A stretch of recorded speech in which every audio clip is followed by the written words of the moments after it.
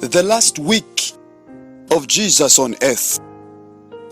The final week of Christ's life is referred to as Holy Week or the Passion Week. This Holy Week about 2,000 years ago was constantly hard, full of ups and downs. Starting on Sunday, a week before the death of Christ, Christ goes to Jerusalem for his triumphal entry on a donkey, and the crowd is cheering and wavering. They are crying with tears of joy, shouting Hosanna to God in the highest. But at the end of the week, these same people who shouted Hosanna are now shouting crucify him. Don't put your trust in people. They will be with you 1 minute and they will go the next minute. On Monday, Jesus goes back to the temple in Jerusalem and found corrupt people doing businesses in the temple. The church is not a shopping mall.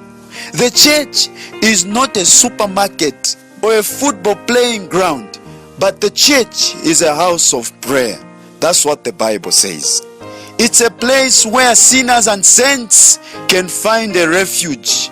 It's a place where sinners and saints can find a sovereign Savior. On Tuesday, Jesus and his disciples go now to the Mount of Olives.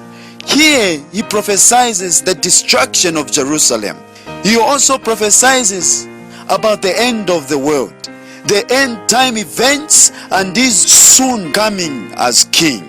On Wednesday, the Bible does not specifically say what Jesus did, but many Bible scholars and theologians say after 2 exhausting days, Monday and Tuesday in Jerusalem, Jesus and his disciples spent their day in Bethany at Lazarus, Mary and Martha's place, resting in anticipation of Passover. But on Thursday, the week is called the Holy Week because of the Passover on Thursday. Leaving Bethany, Jesus sends Peter and John ahead of them to the upper room in Jerusalem to find preparation for the Passover feast.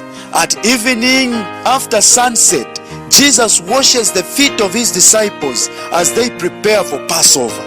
Jesus is about to fulfill the meaning of the Passover by giving his body to be broken and his blood to be shed, cleansing us from sin and freeing us from death. And it's during his last supper that Jesus establishes communion, closeness, relationship, unity, intimacy, spiritual union is what he was talking about to a Christian believer like you and me.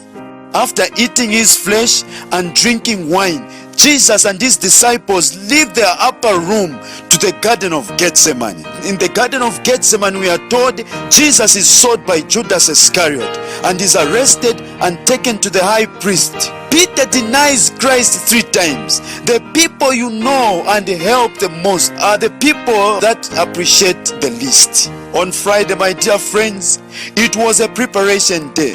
Jesus endures false accusation, is condemned, is mocked, is beaten, and in the end is sentenced to death.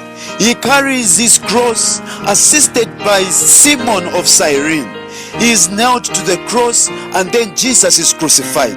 Jesus dies on the cross not because of the nails, not because of the beatings, not because of the castigations, but Jesus dies of a broken heart. He dies because of our sins.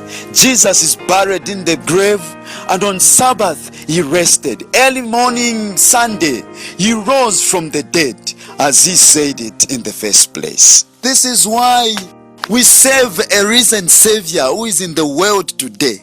He died on Friday and on the 3rd day rose from the dead, to symbolize that he's a God of power. He's a God who never slumbers, who is a God who's got power to conquer death. He's a God who can never fail to solve all these vexing problems we are going through. The resurrection symbolizes power. There is no hope of living again without the resurrection of Jesus Christ. If Jesus was not raised from the dead, Christianity was going to be in vain. The plan of salvation can be in vain without the resurrection. There is never going to be the powerful sermon on earth than the death of Jesus Christ in our lives. Trust in God and He will save you from sin.